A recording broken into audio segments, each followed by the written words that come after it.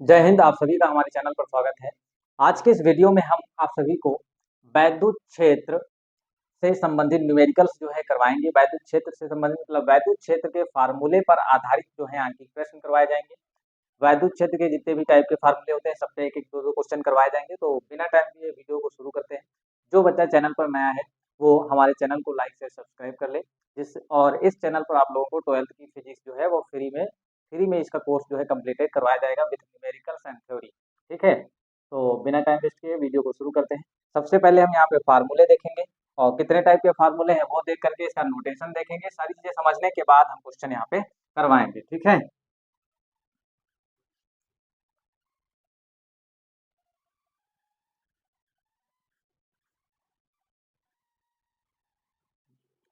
देखिएगा। सबसे पहले फार्मूला हमारा जो आया था वो आया था हमारा ई बराबर वैद्युत क्षेत्र की जो तीव्रता होती है उसका एक फार्मूला होता था वैद्युत क्षेत्र। ठीक है, हमारे प्लेलिस्ट में जाकर के वीडियो जो है वो देखोगे तो सारे प्रूफ के साथ और डेफिनेशन विद डेफिनेशन लिखवाया गया है। इसको जाके आप देख सकते हो। वैद्युत क्षेत्र इज इक्वल टू ई बराबर होता था एफ अपान क्यू नॉट। ठीक है, वैद्युत क्षेत्र की तीव्रता को ई से लिखते हैं। वैद्युत क्षेत्र बोलो या वैद्युत क्षेत्र की तीव्रता। ठीक है, वैद्युत क्षेत्र की तीव्रता और वैद्युत क्षेत्र दोनों ई से लिखे जाते हैं। तो ई बराबर होता है F upon Q not. F क्या होता है? एफ होता था वैद्युत बल। और क्यू क्या होता है? क्यू होता था परीक्षण आवेश। क्यू क्या होता था? परीक्षण आवेश। तो एक फार्मूला ये हो गया कि ई बराबर होगा क्या? एफ अपान क्यू नॉट होगा। एक फार्मूला ये हो गया। दूसरा क्या होता था? अगर यहाँ से वैद्युत बल की बात की जाए, वैद्युत बल कितना होगा तो इस वाले क्यू की गुणा इस वाले ई से कराओगे तो ई इंटू क्यू बराबर हो जाएगा एफ के, मतलब वैद्युत बल के। ठीक है, एक ये फार्मूला रहेगा। और दूसरा फार्मूला था बिंदु आवेश के कारण बिंदु आवेश के कारण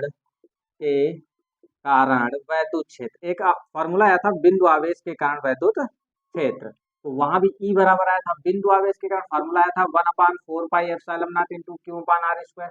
ये निकल के आया था, जिसमें 1/4 पाई एप्सिलॉन नॉट नेतांक होता था। ठीक है, जिसका मान 9 × 10⁻9 होता है। क्यों जो होता था जिस आवेश के कारण स्रोत स्रोत आवेश होता था। क्यों क्या होता था? स्रोत आवेश। जिस आवेश से जिस बिंदु पर वैद्युत क्षेत्र की तीव्रता निकाल रहे हो। ठीक है, आर क्या होता था? आवेश और बिंदु के बीच की दूरी। आवेश और बिंदु के बीच की दूरी। एक फार्मूला और है वो भी हम देख लेते हैं। वैद्युत क्षेत्र में वैद्युत क्षेत्र में क्षेत्र में आवेशित वैद्युत क्षेत्र में आवेशित कण का संतुलन संतुलन जैसे कि एक वैद्युत क्षेत्र हो गया। इस वैद्युत क्षेत्र में एक ये कण है और ये कण संतुलन की अवस्था में कब होगा? जब ये कण है मतलब कोई ऑब्जेक्ट होगा तो इसका एक द्रव्यमान होगा m और इसका एक भार क्या होगा? नीचे की तरफ काम करेगा। अगर ये वैद्युत क्षेत्र उत्पन्न किया रखा है तो इसके ऊपर जो है एक बल लगेगा, वैद्युत बल F। तो जब ये कण संतुलन की अवस्था में होगा तो वैद्युत बल बराबर होगा भार के। किसके बराबर होगा? वैद्युत बल बराबर होगा भार के। तो संतुलन जो होगा वो क्या हो जाता है? लिखा है वैद्युत क्षेत्र में आवेशित कण का जो संतुलन होगा उसके लिए फार्मूला होता है वैद्युत बल बराबर mg। mg क्या होता है? भार होता है। अब वैद्युत बल का फार्मूला ये रहा F equal to capital E into capital Q. Small Q capital Q चाहे कुछ भी ले सकते हो। अब यहाँ देखिए ये आ गया हमारा संतुलन का फार्मूला। E इंटू क्यू बराबर m इंटू जी। ठीक है, तो इन फार्मूलों पर हम जो है न्यूमेरिकल्स यहाँ पे लगाने वाले हैं। इससे पहले क्या करें, ये फार्मूले एक साथ आप नोट कर लीजिए, फिर पहला क्वेश्चन देखते हैं।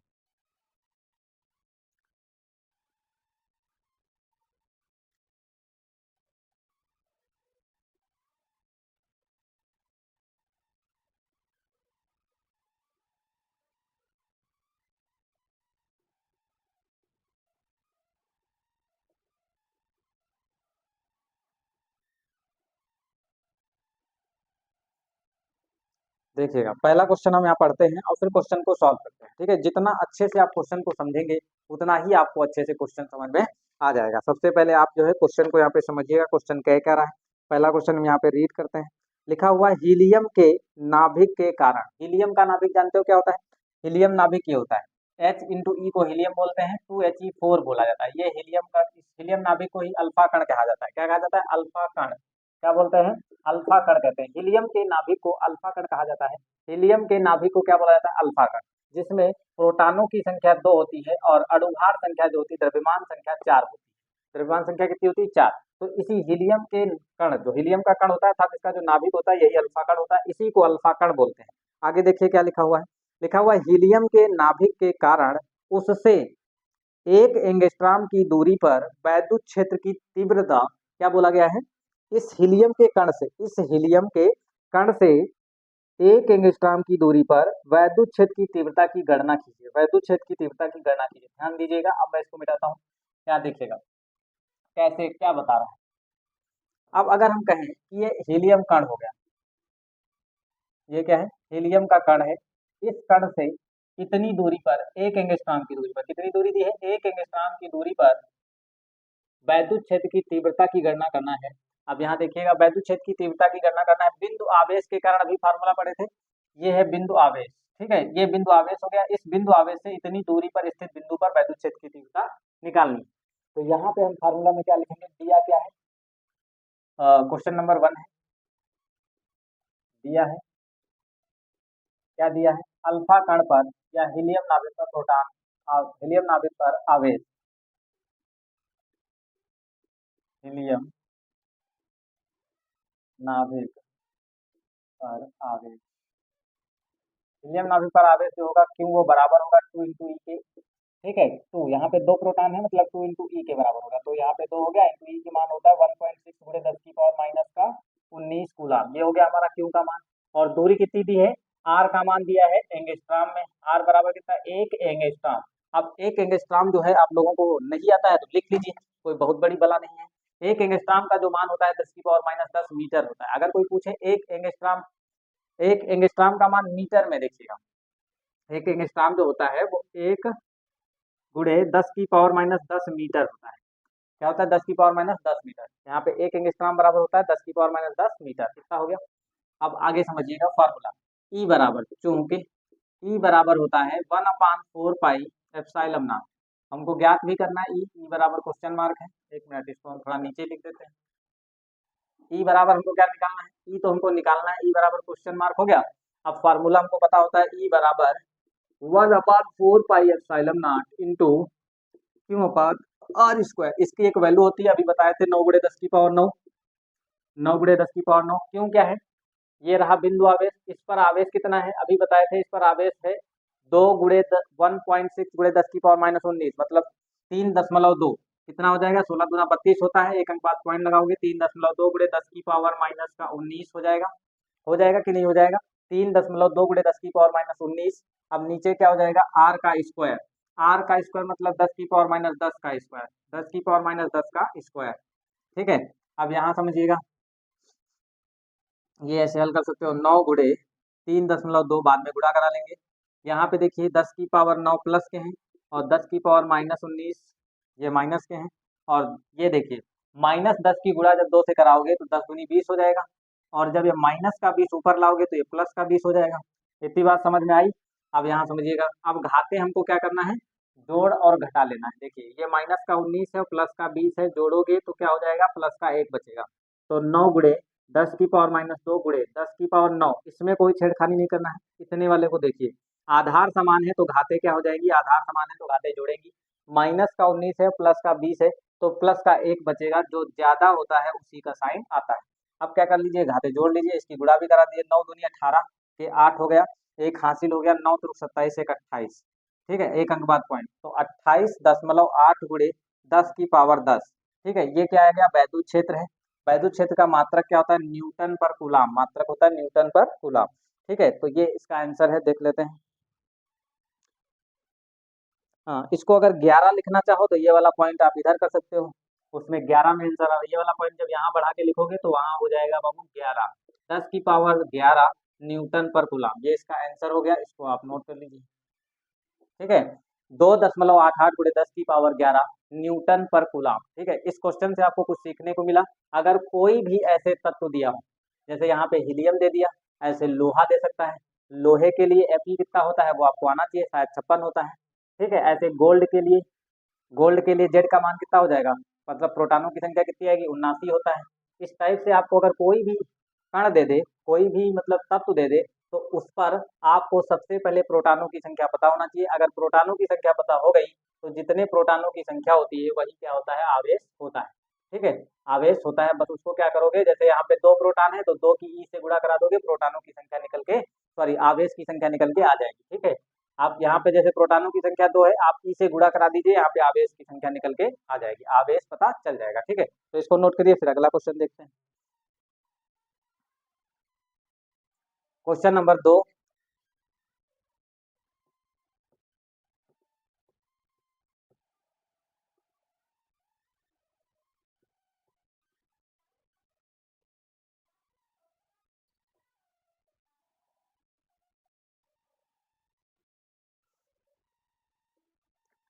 अगला क्वेश्चन, क्वेश्चन नंबर 2 को हम देखते हैं यहाँ पे भैया क्या आया है।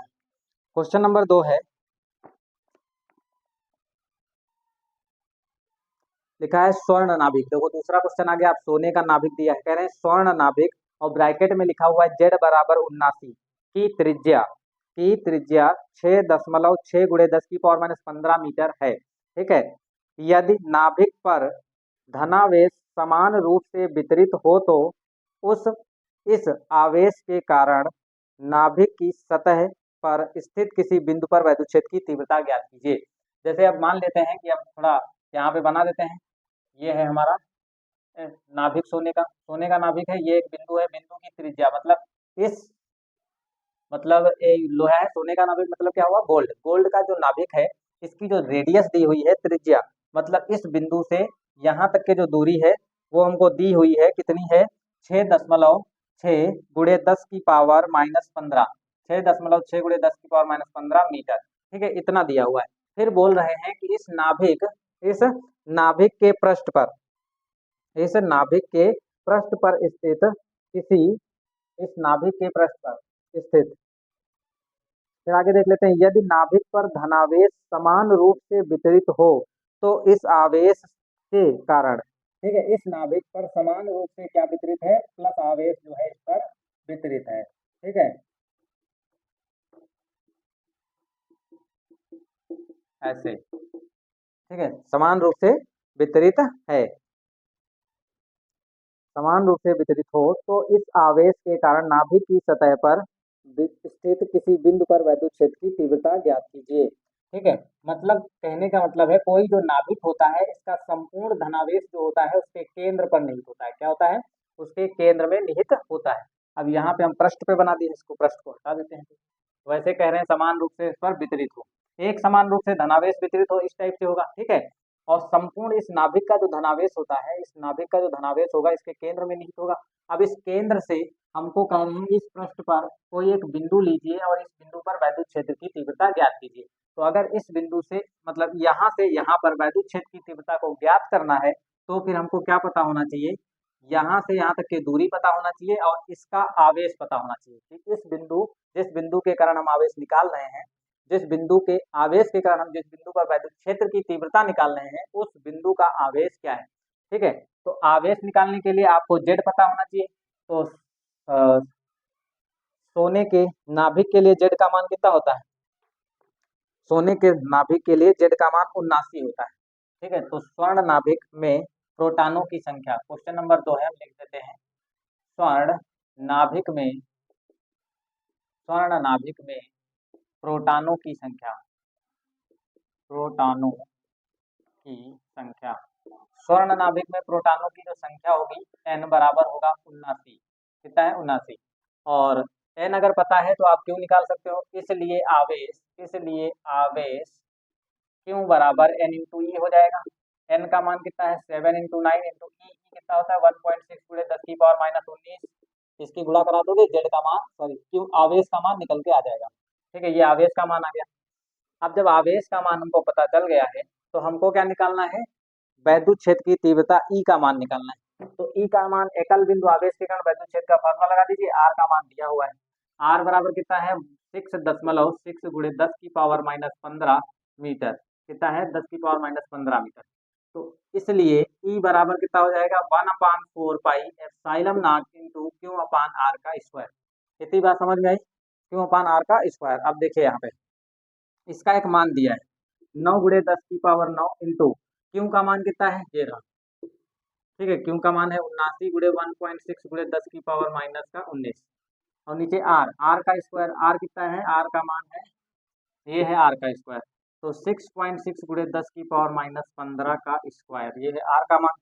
ठीक है, अब ऊपर क्या लिखोगे, 9 गुणे 10 की पावर 9 इंटू 79, ऐसे लिख सकते हो। फिर 1.6 गुणे 10 की पावर -19 है। नीचे इसको 6.6 और फिर से 6.6 दो बार लिख लीजिए, और 15 दूना कितना हो जाएगा बाबू, 30 हो जाएगा। कितना हो जाएगा, 15 दूना 30। 15 की गुणा 2 से करोगे, 15 दूना 30, और साइन था माइनस का, तो यहाँ पे क्या आ जाएगा, माइनस। यहाँ पे क्या आ जाएगा, माइनस। अब इस चीज को हम ऊपर ले जाते हैं, पहले इसको हल करेंगे। यहाँ से पॉइंट हटाइए, यहाँ से हटाइए, यहाँ से पॉइंट हटाओगे एक, इससे तो हट गया। अब यहाँ से जो पॉइंट हटाए थे, इसके लिए आपको एक 10 जीरो बढ़ाना पड़ेगा, यहाँ पे 10 कर लीजिए। यहाँ पे क्या कर लो, 10। अब आपको क्या करना है, एक बार इसको नोट कर लेते हैं। 9 गुणे 10 की पावर 9, ठीक है, और फिर है 79 गुणे 16 गुणे 10, ये वाला 10 आगे लिख लिया। फिर 10 की पावर -19, ठीक है। अब देखिए यहाँ पे कितना लिखा हुआ था, 66 बचेगा क्योंकि पॉइंट हट चुका है। फिर से 66 गुणे 10 की पावर -30। अब इस वाले हम डायग्राम को हटा करके इधर क्वेश्चन सॉल्व करते हैं।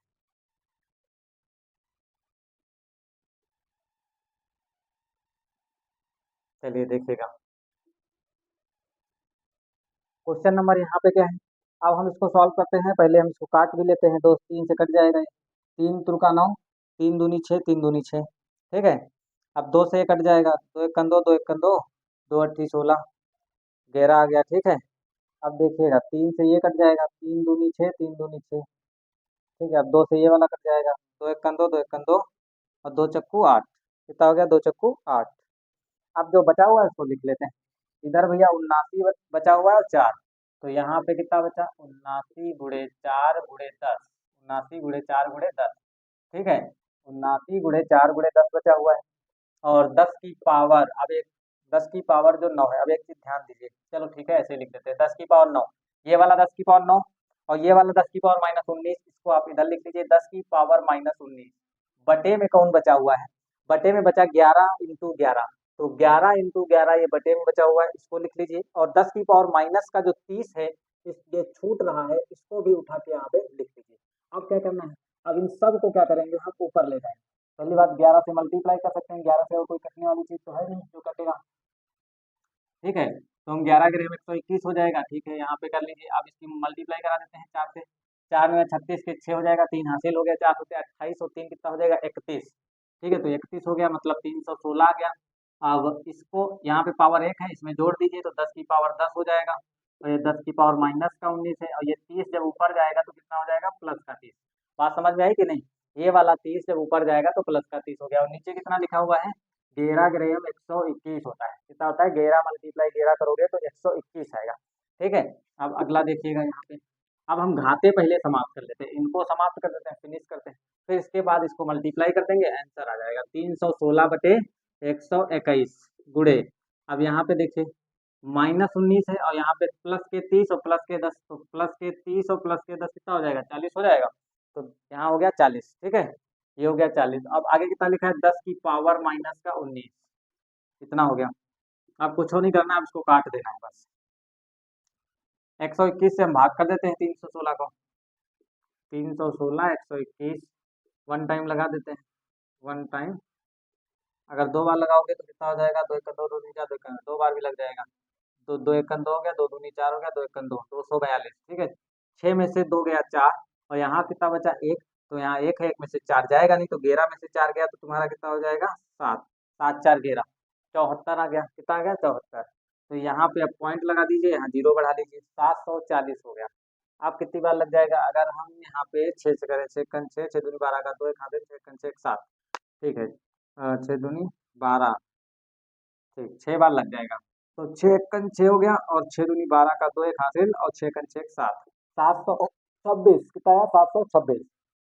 10 10 में से 6 जाएगा तो यहाँ पे आ जाएगा 4, यहाँ है 3, 3 में से 2 गया 1, 14 आ गया, ठीक है, ऐसे 140 हो जाएगा। तो यहाँ पे 121 है, तो एक बार फिर लग जाएगा 121, तो यहाँ पे आ जाएगा तुम्हारा 9, यहाँ पे आ जाएगा तुम्हारा 1, ऐसे आता रहेगा। 2.61 भाग करने पे कितना आया है, 2.61, और गुणे यहाँ पे घाते घटाओगे तो कितना आ जाएगा, 40 में से 19 घटाओगे तो कितना आ जाएगा, 40 में से 19 घटाओगे तो एक इधर बचेगा, 3 3 में से 1 गया तो 21, +का 21 आ गया।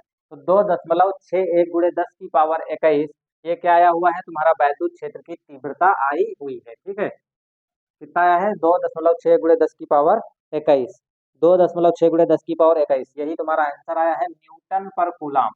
आंसर इसका क्या आएगा, न्यूटन पर कूलाम। ठीक है, 2 इसको हम मिटा देते हैं, ये आपका आंसर हो गया 2.61 गुणे 10 की पावर माइनस प्लस का 21 है। ठीक है, इसको आप नोट करिए, फिर अगला क्वेश्चन देखते हैं।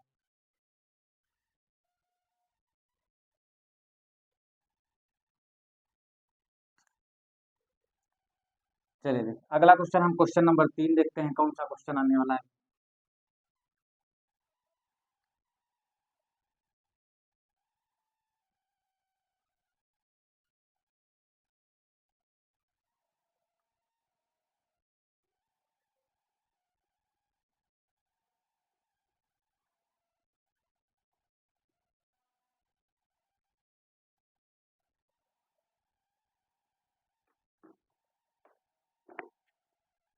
देखिएगा, अगला क्वेश्चन है हमारा कि कह रहे हैं उस वैद्युत क्षेत्र का मान क्या होगा। वैद्युत क्षेत्र मतलब ई का मान, क्वेश्चन नंबर 3 है। सबसे पहले इन्होंने बता दिया कि उस वैद्युत क्षेत्र मतलब अभी बताए थे, चाहे वैद्युत क्षेत्र की तीव्रता लिखो या वैद्युत क्षेत्र लिखो, मतलब ई का मान पूछा जा रहा है। कह रहे उस वैद्युत क्षेत्र का मान क्या होगा जिसमें एक इलेक्ट्रॉन पर उसके भार के बराबर वैद्युत बल कार्य करता है। मतलब एक इलेक्ट्रॉन पर भार के बराबर जो है वैद्युत बल कार्य करता है, एफ। तो वैद्युत बल जो होता है वो होता क्या है, ई इंटू क्यू होता है कि नहीं। वैद्युत बल जो होता है वो क्या होता है, ई इंटू क्यू। इलेक्ट्रॉन पर जो लगने वाला बल है, आवेश क्या दिया गया, ई के बराबर, इलेक्ट्रॉन के आवेश के बराबर। तो यहाँ लिख देंगे प्रश्नानुसार। ठीक है, ई का मान हमको दिया गया है 1.6 गुणे 10 की पावर माइनस 19, यही है इलेक्ट्रॉन का आवेश। ठीक है, अब यहाँ देखिएगा प्रश्नानुसार लिख देंगे हम, प्रश्नानुसार। प्रश्न तो समझ में आ गया होगा, प्रश्न क्या कह रहा है। ठीक है, वैद्युत क्षेत्र का मान क्या करना है, वैद्युत क्षेत्र में एक इलेक्ट्रॉन रखा है, इलेक्ट्रॉन पर उसके भार के बराबर वैद्युत बल कार्य करता है। ठीक है, तब वैद्युत क्षेत्र की तीव्रता निकालें। तो वैद्युत क्षेत्र की तीव्रता अभी बताए थे कि वैद्युत बल जो होता है ई इंटू क्यू बराबर होगा एम इंटू जी के। ठीक है, ई इंटू क्यू बराबर होगा एम इंटू जी के। तो यहाँ से हमको ई निकालना है, तो एम इंटू जी और बटे में आ जाएगा क्यू। ठीक है, अब इलेक्ट्रॉन का द्रव्यमान, एम यहाँ पे किसका है, इलेक्ट्रॉन का, क्योंकि वैद्युत क्षेत्र की तीव्रता किसकी निकाली जा रही है, इलेक्ट्रॉन की। ठीक है, तो इलेक्ट्रॉन की वैद्युत क्षेत्र की तीव्रता निकाली जा रही है, तो यहाँ पे जो एम आएगा वो इलेक्ट्रॉन का आएगा 1.1 गुणे 10 की पावर माइनस का 31, और जी का मान कितना आ जाएगा 9.8, और नीचे क्यू का मान कितना है, इलेक्ट्रॉन का आवेश 1.6 गुणे 10 की पावर माइनस का 19। ठीक है, इतना आ गया। अब हमको क्या करना है, काटना है। यहाँ से पॉइंट हटा दीजिए, यहाँ से हटा दीजिए। अब जो है ये आ गया तुम्हारा 9.1 गुणे 10 की पावर माइनस का 31, और ये आ गया तुम्हारा 98 यहाँ पहले से। अब यहाँ पॉइंट हट चुका है तो 98 हो जाएगा, कितना हो जाएगा 98, और नीचे कितना हो जाएगा 16 हो जाएगा, कितना हो जाएगा 16। अब यहाँ देखिएगा 10 की पावर जो है माइनस का 19 है। अब ये काटो तो कट जाएगा, 2 से कट रहा है, 2 अट्ठी 16, यहाँ पे 2 चक्कू 8, दोनों 18, 49 आ गया। कितना आ गया भैया, 49। अब ये 2 से कटेगा, नहीं कटेगा, तो नीचे 8 ही रहेगा। अब हमको क्या करना है, ये वाला पॉइंट हटा दीजिए और नीचे एक जीरो बढ़ा दीजिए, जैसे इसकी पावर 1 हो जाएगी। ठीक है भैया, अब यहाँ देखिए 49 और गुणे 91, ये रहा 49 और गुणे में है 91, और फिर पावर कितनी है यहाँ पे, 10 की पावर माइनस 31 है, ये वाला 19 और ये वाला 1 जब जुड़ेगा तो कितना बचेगा 18, और 18 जाएगा ऊपर तो हो जाएगा प्लस का। कितना हो जाएगा, प्लस का हो जाएगा। 10 की पावर 18 ऊपर गया तो प्लस का हो गया, नीचे कौन बचा 8, नीचे कौन बचा भैया 8। अब क्या करना है, केवल गुणा करा करके हमको क्या करना है, भाग करना है। फिर पहले गुणा करा लेते हैं, 91 गुणा यहाँ पे कर लेते हैं, 94 और 91 की गुणा कर लेते हैं, कितना आ जाएगा, 1 चक्कू 4 हो गया, 9 हो गया, इसका 6 हो गया, 3 हासिल 81, 81 और 3 84। ठीक है, 4 9 से 15 5, 1 हासिल 5 8, 8,554 आ गया, कितना आ गया 8,554, 8,554, 8,554, और बटे में कितना है 8, गुणे में यहाँ पे कितना बचेगा 31, में से अब 18 घटाओगे तो कितना बचेगा, 11 में से 8 गया 3, 8 3 11, 3 बचा, और यहाँ कितना बचा 2, 2 में से 1 गया 1, माइनस का 13 आ जाएगा, माइनस का 13। अब इसको भाग कर लेते हैं, जो आएगा वो इसका क्या कहलाएगा, आंसर। देखिएगा भैया, यहाँ ध्यान से देखिए कि अब क्या करना है, अब 8 से इसको डिवाइड करेंगे। 8 से इसको डिवाइड करेंगे तो आ जाएगा हमारा 8 एकन 8, ठीक है। और फिर 8 एकन 8 हो गया, डबल नंबर नोट करोगे तो यहाँ पे 0 बढ़ेगा, और 8 सती 56 लगेगा नहीं, 8 छंग 48, 48 और 2 50, 7 74 हो जाएगा, 8 सती 56, 8 9 72, 8 9 72, 2 बच गया, पॉइंट लगाइए, 20 हो गया, ठीक है। 8 दूनी 16, 8 पंचे 40, और गुणे 10 की पावर कितना है भैया, माइनस का 13, 10 की पावर माइनस 13। अब इसमें आंसर क्या आ रहा है वो देख लेते हैं, 1.96 गुणे 10 की पावर 6 आ रहा है, कितना आ रहा है, ये नहीं आ रहा भैया, 5.51 गुणे 10 की पावर माइनस का 11, 5.51 आ रहा है, कितना आ रहा है, 5.51 गुणे 10 की पावर माइनस 11। कोई चीज गलत हुई है क्या? हम्म, इसका मतलब कहीं कुछ गड़बड़ हुआ है। इस जी का मान जो है हम 10 रख लेते हैं, शायद 10 रखा गया है तब आंसर आएगा, ठीक है। जी का मान भैया कितना रखा गया है, 10, तो हम यहाँ पे जी का मान और 10 रखा गया है तब आंसर आएगा, ठीक है, कोई इसमें दिक्कत नहीं, जी का मान 10 रख दीजिए, 10 हो गया जी का मान।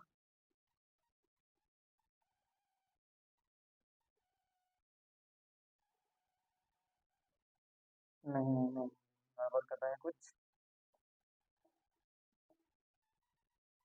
इसका मान जो है, द्रव्यमान जो होता है उसका वो होता है 9.1 गुणे 10 की पावर माइनस का 31, इतना होता है, लेकिन हम सीधे वहाँ पे 9 रख लेते हैं, 9.1 जो है उसको हटा देते हैं क्योंकि आंसर मैच नहीं कर रहा है, आंसर मैच कराने के लिए हम फिर से इसको कर देते हैं, ठीक है। अब जो है एग्जैक्ट वैल्यू केवल लेंगे, यहाँ देखिएगा, एम एम किसका है, इलेक्ट्रॉन का द्रव्यमान वैसे तो होता है 9.1, हम रखेंगे 9 गुणे 10 की पावर माइनस का 31, और जी का मान 9.8 होता है तो हम 10 रख लेंगे, और नीचे कितना आ जाएगा, क्यों क्यों का मान 1.6 गुणे 10 की पावर माइनस 19, ठीक है। अब यहाँ से पॉइंट हटा दीजिए, 2 जीरो आ गया यहाँ पे, अब देखिएगा 9 ये हो गया गुणे, और 10 की पावर माइनस 31, और इसको लिख सकते हो 10 की पावर 2, और ये वाला 19 ऊपर गया तो हो गया प्लस का, ऊपर जाएगा तो क्या हो जाएगा, प्लस का, नीचे कितना हो गया 16, नीचे भैया कितना हो गया, 16 हो गया।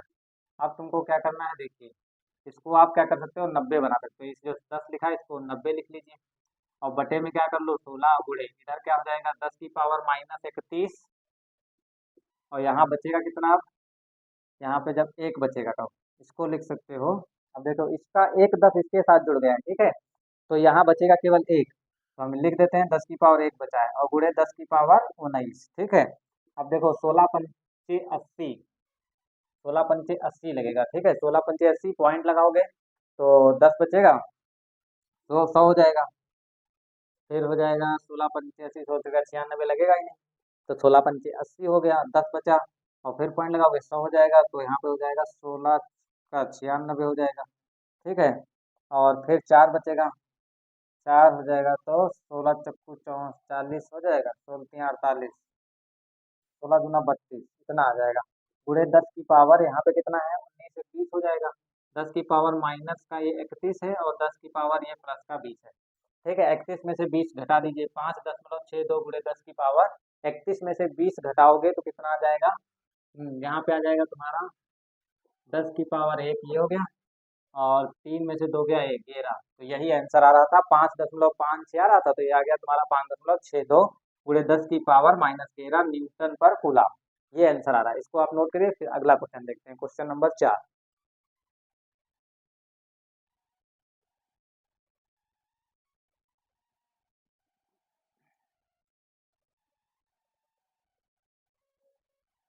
अगला क्वेश्चन, क्वेश्चन नंबर 4,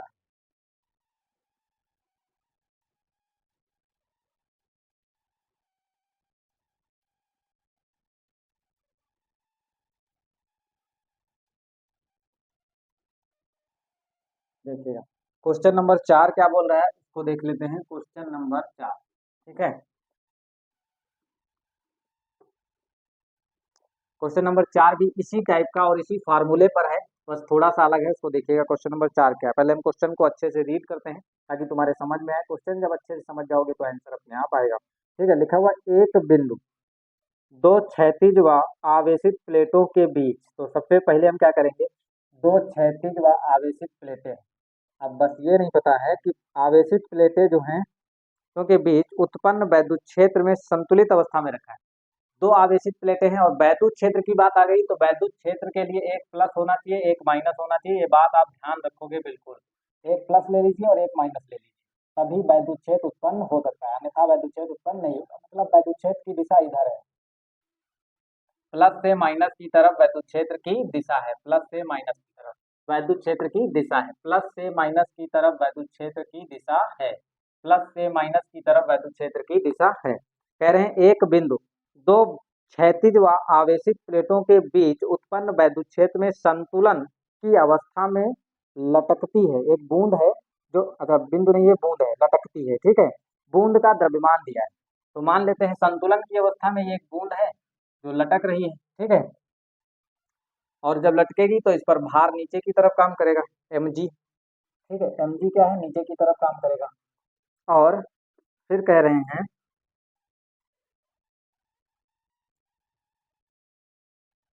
इसका द्रव्यमान इतना है, इतने ग्राम है। ठीक है, उस पर आवेश इतने कूलाम है। दोनों प्लेटों के बीच वैद्युत क्षेत्र ज्ञात करना है। तो सबसे पहले हम यहाँ लिख देते हैं वैद्युत क्षेत्र को ज्ञात करना है। ठीक है, और द्रव्यमान बूंद का हमको दिया गया है, कितना दिया गया है, 4.8 गुणे 10 की पावर -10, और वो भी किसमें है, ग्राम में। इसको हमको किलोग्राम में चेंज करना पड़ेगा। और आवेश भैया क्यों कितना दिया गया है बूंद पर, वो है 2.4 गुणे 10 की पावर -18 कूलाम। ठीक है, इतना दिया हुआ है। अब मेन चीज यहाँ एक चीज समझिएगा, संतुलन की अवस्था में है, इसका मतलब है देखिए वैद्युत बल जो होता है हमेशा बल की जो दिशा होती है वह प्लस आवेश से माइनस आवेश की तरफ होती है। बल की दिशा क्या होती है, वैद्युत क्षेत्र की दिशा में होती है। लेकिन अगर भार यहाँ नीचे की तरफ काम कर रहा है, क्योंकि ये बूंद संतुलन की स्थिति में है, इसीलिए जो इस बूंद पर लगने वाला वैद्युत बल होगा वह उत्प्लावन बल की तरह काम करेगा और ऊपर की तरफ काम करेगा। किधर काम करेगा, ऊपर की तरफ। वैद्युत बल ही यहाँ पे उत्प्लावन बल होगा, जो बल इस बूंद को बराबर बैलेंस करके रखेगा। जितना भार नीचे की तरफ लग रहा है उतना ही फोर्स ऊपर की तरफ लगेगा, तब यह बूंद इस वैद्युत क्षेत्र में संतुलन की स्थिति में एक जगह टिकी रहेगी, अन्यथा ये नीचे गिर जाएगी। ठीक है, समझ पा रहे हो मेरी बात को, मतलब वैद्युत बल बराबर हो जाएगा भार के। तो यहाँ पे हम क्या कर लेंगे, वैद्युत बल जो F है वो बराबर करेंगे भार के, और वैद्युत बल जो होता है वो E इंटू क्यू के बराबर होता है। ठीक है, अब E निकालना है तो E बराबर M इंटू जी, और बटे में आ जाएगा क्यू। M का मान दिया गया है, M का मान दिया गया। अब G का मान कितना लेना है, हम यहाँ पे G का मान 10 ले लेंगे सॉल्व करने के लिए। ठीक है, ताकि आसानी हो जाए हल करने में। ठीक है, जब वहां पे लिख के दे दे क्वेश्चन में कि G का मान 9.8 रखना है, तब आपको 9.8 ही रखना है। ठीक है, अब देखो M का मान किसमें है, ग्राम में, इसको आप किलोग्राम में रखिएगा। तो 1 ग्राम में कितने किलोग्राम होते हैं, तो 10 की पावर -3। 1 ग्राम में कितने किलोग्राम होते हैं, तो 10 की पावर -3। तो ये आंसर हो जाएगा 4.8 गुणे 10 की पावर -10 है, और -3 और लिखना है, ये बदल गया केजी में। इसमें बदल गया किलोग्राम में। अब देखिएगा इसको हम जोड़ करके यहाँ पे लिख लेंगे। तो 4.8 M की जगह पे मान रख रहे हैं, M का मान है ये, तो 4.8 गुणे 10 की पावर -13 हो जाएगा, क्योंकि 10 माइनस के हैं और 3 माइनस के, 10 माइनस के हैं और माइनस का 3 है, जुड़ेंगे तो कितने हो जाएंगे, 13। ठीक है, ये हो गया मान। और जी का मान कितना ले लेंगे, 10। नीचे क्यू का मान है 2.4 गुणे 10 की पावर -18। ये पॉइंट हटेगा नीचे, एक जीरो और बढ़ जाएगा। ठीक है, अब देखिएगा ये वाला पॉइंट भी अभी हटाएंगे हम, उसकी कोई वो नहीं है। अब देखिए इसको क्या करते हैं, 4.28 और बटे में कितना है, 24, और गुणे इसको लिख सकते हो 10 की पावर -13, और ये -18 है तो ऊपर जाएगा +18, और ये 10 की पावर 2 है। ठीक है, अब यहाँ पे देखिएगा इस वाले पॉइंट को हटाइए, नीचे जीरो बढ़ जाएगा। ठीक है, तो 48 ऊपर हो गया और नीचे हो गया 24 और जीरो। ठीक है, अब यहाँ से इसको घटा सकते हो, 13 ये है, 18 तो 20 हो गया, तो 10 की पावर -13 है और 10 की पावर 20 ये। अब देखिए 24 दूना 48 होता है, 24 दूना 48 और 24 एकन 24, तो 2 बटे कितना आ गया, 10। 2 बटे कितना आ गया, 10। अब यहाँ देखिएगा इसको आप क्या लिख सकते हो, माइनस का 13 है और प्लस का 20 है, 20 में से 13 जाएगा तो 7 बचेगा, प्लस का 7 बचेगा। और इस वाले 10 को आप ऊपर ले जाइए, इस वाले 10 को क्या करो, ऊपर ले जाओ, इधर लिख देता हूँ ताकि दिखे। तो 2 गुणे 10 की पावर, ये ऊपर गया, माइनस का 1 हो गया और ये प्लस के 7 थे, तो यहाँ पे जब घटेगा तो आंसर आएगा 2 गुणे 10 की पावर प्लस का 6, 2 गुणे 10 की पावर 6। और मात्रक है, ई का मात्रक होता है न्यूटन पर कूलम, न्यूटन पर कूलम। ठीक है, ये आ गया वैद्युत क्षेत्र की तीव्रता, 2 गुणे 10 की पावर 6 न्यूटन पर कूलम। इसको नोट करिएगा, समझ में आ गया होगा। ठीक है, 2 गुणे 10 की पावर 6, इसमें आंसर कितना आ रहा है 1.96। 96 का एस्टीमेट वैल्यू निकालोगे 2 आ जाएगा, क्योंकि यहाँ पे हमने जी का मान कितना रख दिया है 10, इसीलिए आए, बाकी इससे कोई दिक्कत नहीं है। ठीक है, तो यहाँ लिख लीजिए 2, क्योंकि यहाँ पे जी का मान अगर 9.1 रखोगे तो मान इतना आ जाएगा। उसका एस्टीमेट वैल्यू अगर कोई पूछे तो क्या बताओगे, 2 ही तो बताओगे। इसका एस्टीमेट वैल्यू क्या हो जाएगा, 2 हो जाएगा। तो 2 गुणे 10 की पावर 6 न्यूटन पर कूलम। ठीक है, अब अगला एक क्वेश्चन और देखते हैं। क्वेश्चन नंबर 4 था, क्वेश्चन नंबर 5 करते हैं।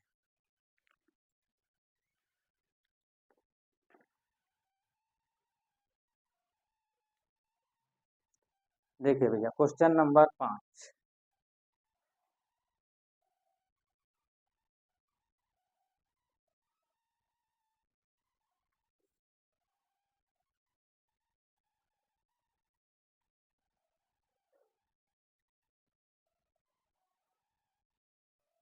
क्वेश्चन नंबर है 5।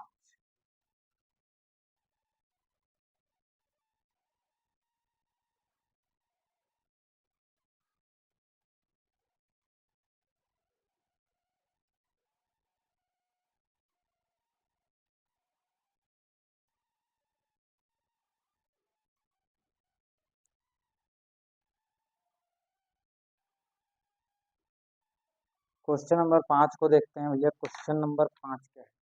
क्वेश्चन नंबर 5 बढ़िया क्वेश्चन है, अच्छा है। लिखा हुआ है,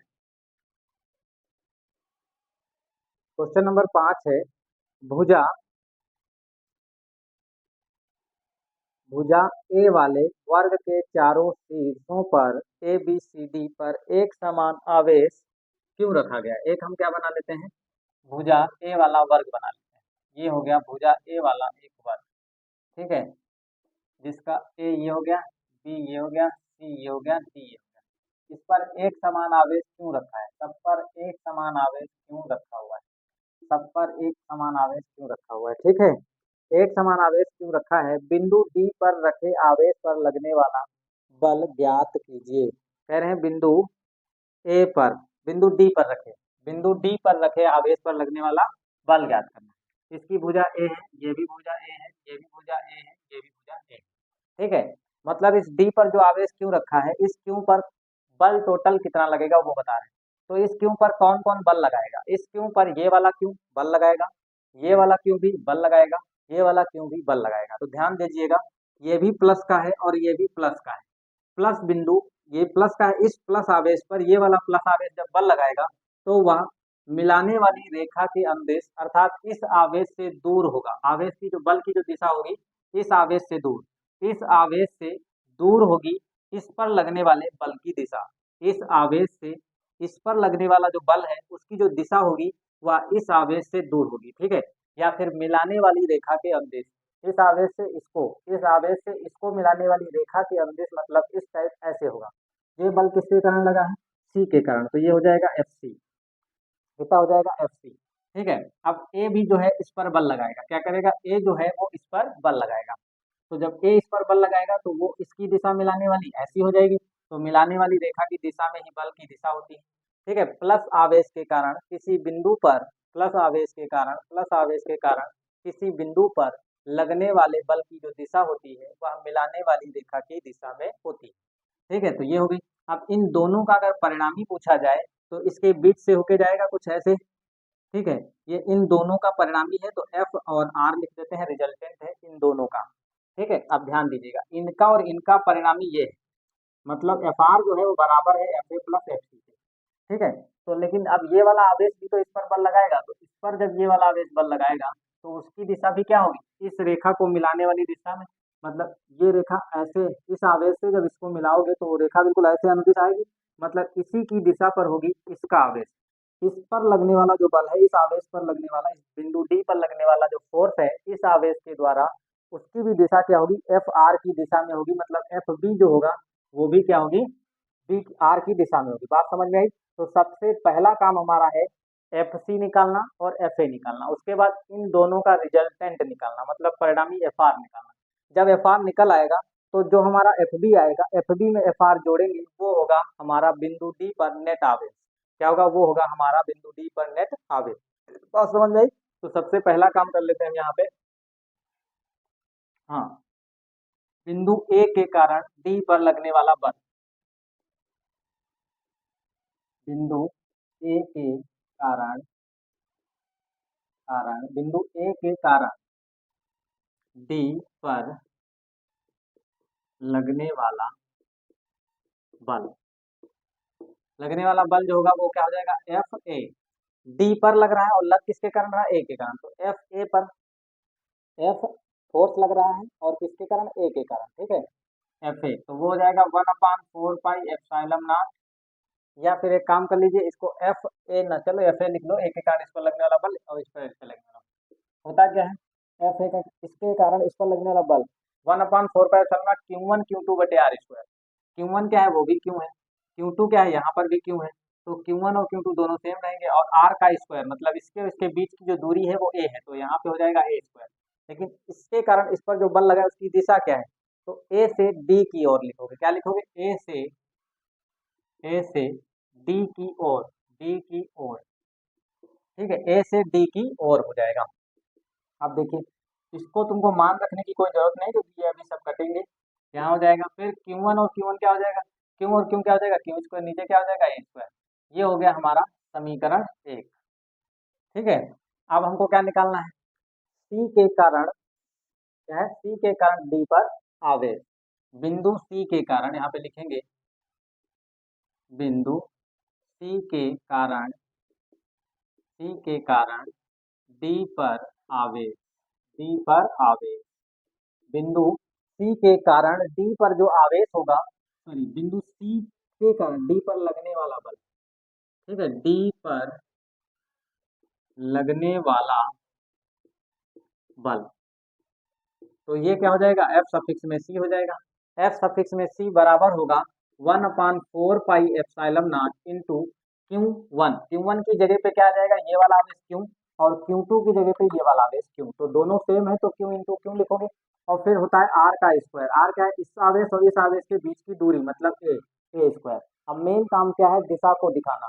दिशा यहाँ पे क्या है? बल की जो दिशा एफ सी की है वो सी से डी की ओर, किधर है? सी से डी की ओर। तो सी से डी की ओर, डी की ओर, सी से डी की ओर। ठीक है, तो यहाँ पे एफ और सफिक्स में सी हो जाएगा 1/4 pi epsilon naught into Q square बटे में ए का स्क्वायर। ये आ जाएगा। इसको आप समीकरण 2 लिख लीजिए, समीकरण 2। अब हम लिखेंगे एफ सी और एफ ए का परिणामी बल। ठीक है, एफ सी तथा एफ ए का परिणामी, परिणामी एफ सी और एफ ए का जो परिणामी फोर्स होगा वो क्या हो जाएगा? जब हम देखो दो वेक्टर होते थे एक दूसरे के लंबवत होता तो फार्मूला क्या आता था? एफ सफिक्स में R is equal to under root F A का स्क्वायर प्लस एफ सी का square plus 2 into F A into F C cos theta. ये कक्षा 11 में पढ़ाया गया होगा। ठीक है, थीटा क्या होता था? एफ सी और एफ ए के बीच का कोण। एफ सी और एफ ए के बीच का कोण कितना है? 90। तो कॉस 90 कितना हो जाता है? 0। तो बचेगा भैया कितना हमारा? एफ ए का स्क्वायर प्लस एफ सी कितना है? एफ सी ये रहा, और ये पूरा 0 हो जाएगा। कॉस 90 कितना होता है? 0। कॉस 90 का मान, चूंकि कॉस 90 जो होता है वो 0 होता है। ठीक है, ये हो जाएगा। तो इधर कौन हो जाएगा? F R. अब मान रख दीजिए एफ, एफ ए का मान ये रहा, तो हो जाएगा 1/4 pi epsilon naught into Q square बटे ए स्क्वायर, प्लस इधर क्या हो जाएगा? 1/4 pi epsilon naught into Q square बटे ए स्क्वायर। ये हो गया। अब ये दोनों सेम है तो इनको जोड़ दीजिए, क्योंकि दोनों चीजें सेम है। तो इधर आ जाएगा 2, और फिर आएगा 1/4 pi epsilon naught into Q square बटे ए स्क्वायर। कितना हो जाएगा भैया? क्यू स्क्वायर बटे ए स्क्वायर। ये चीज आ गई। अब हमको क्या करना है उसको देखिएगा। इसमें √2 बचेगा, 1/4 पाई एप्सिलॉन नॉट। इसको आप के भी लिख सकते हो। क्वेश्चन में देख लेते हैं आंसर में आ क्या रहा है। हाँ, ठीक है। एक चीज है, इसका हमको स्क्वायर भी करना होता है। क्या होता है? देखिए एफ ए का स्क्वायर है ना, तो जब हम इसका स्क्वायर करेंगे तो ये पूरा स्क्वायर ऐसे आएगा, एफ ए का स्क्वायर। तो यहाँ पे क्या हो जाएगा? एफ ए का स्क्वायर, मतलब ये बाहर निकल आएगा और मान मिलेगा हमारा 1/4 pi epsilon naught into Q square बटे ए स्क्वायर इंटू √2। ये वाला √2 केवल बच जाएगा, बाकी ये वाली चीज बाहर निकल आएगी। ठीक है, बात समझ में आ गई। ये आ गया हमारा एफ आर का मान, मतलब इसका इसका और इसका परिणामी जो एफ आर है रिजल्टेंट, वो हमारा आ चुका है 1/4 क्यू स्क्वायर बटे ए स्क्वायर इंटू √2। इतना नोट करिए। फिर इसके बाद हम थोड़ा इसको नहीं, इसको मिटा देंगे ऊपर वाला।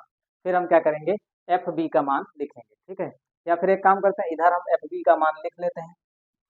ठीक है, फिर ऊपर जोड़ देंगे। ठीक है, यहाँ पे देखिएगा बिंदु बी, एफ बी का मान निकालने के लिए सबसे पहले ये वाली दूरी चाहिए ना। इस आवेश से इस आवेश के बीच की दूरी कैसे निकालोगे, पाइथागोरस प्रमेय लगाना पड़ेगा। ये हो गई तुम्हारी, ये 90 हो गया। ठीक है, तो ये कर्ण हो जाएगा, तो कर्ण का स्क्वायर बराबर होगा आधार का स्क्वायर प्लस लंब का स्क्वायर।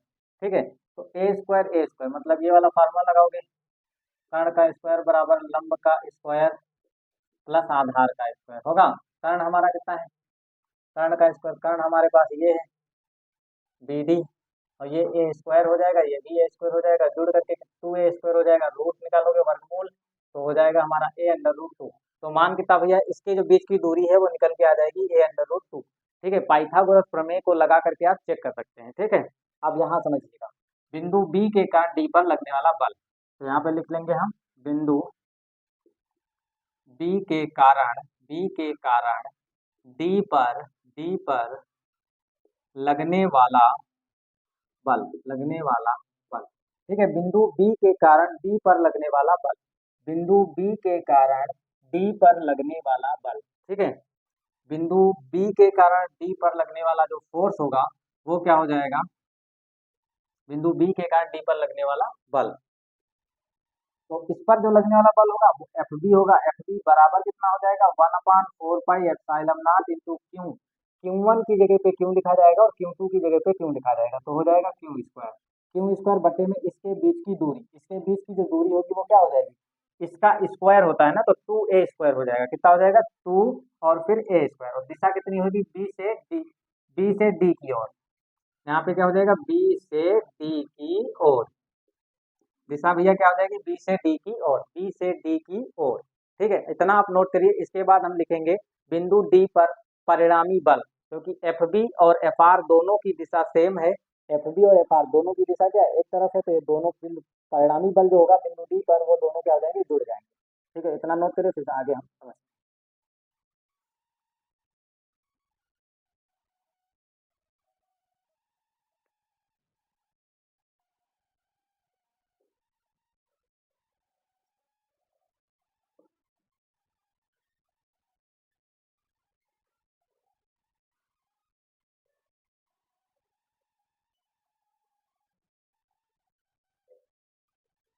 चलिए देखिएगा,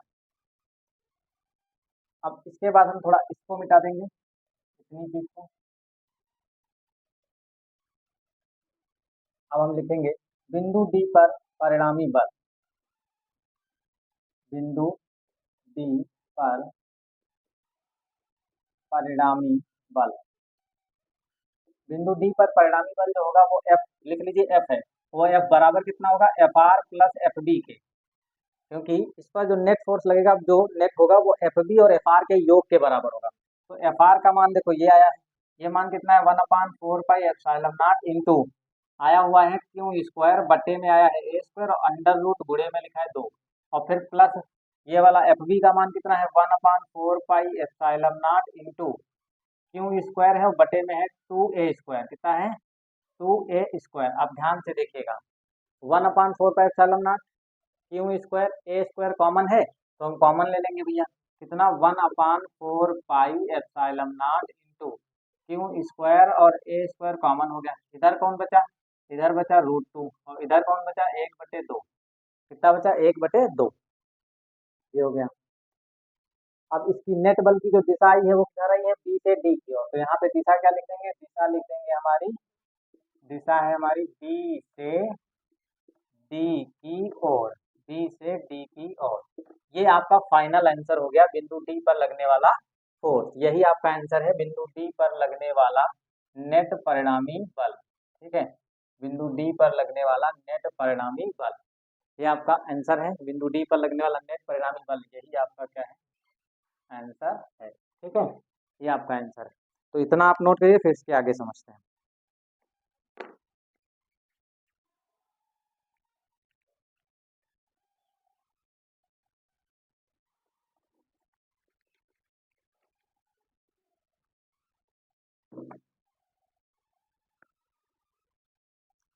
तो आशा करता हूँ कि आप सभी लोगों को ये वीडियो पसंद आया होगा। अगर आपको ये वीडियो पसंद आया है, पढ़ने में आनंद आया, अच्छा लगा है पढ़ने में, तो आप सभी क्या करिएगा, कमेंट बॉक्स में अपनी भावनाओं को अवश्य लिखिएगा।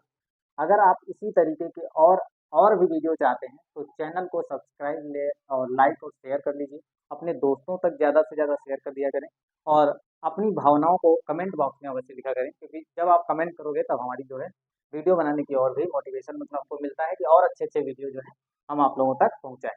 ठीक है? तो ज़्यादा से ज़्यादा आप दोस्तों तक शेयर कर दें, इसे लाइक कर लें और सब्सक्राइब कर लें। और बेल आइकन को अवश्य दबा लिया करें, क्योंकि बेल आइकन जब दबाओगे तो हमारा जो वीडियो है वो आप लोगों तक सबसे पहले पहुँचेगा, ठीक है? तो आज के वीडियो में इतना ही, अगले वीडियो में फिर मिलेंगे, इस पर आधारित कुछ क्वेश्चन और करवाए जाएँगे, ठीक है? फिर इसके बाद एक वीडियो और आएगा, फिर ये चैप्टर खत्म हो जाएगा, इसके बाद दूसरा चैप्टर गॉस की प्रमेय की स्टार्टिंग होगी। तो आज के वीडियो में इतना ही, अगले वीडियो में फिर मिलेंगे। जय हिंद, पढ़ते रहिए, खुश रहिए।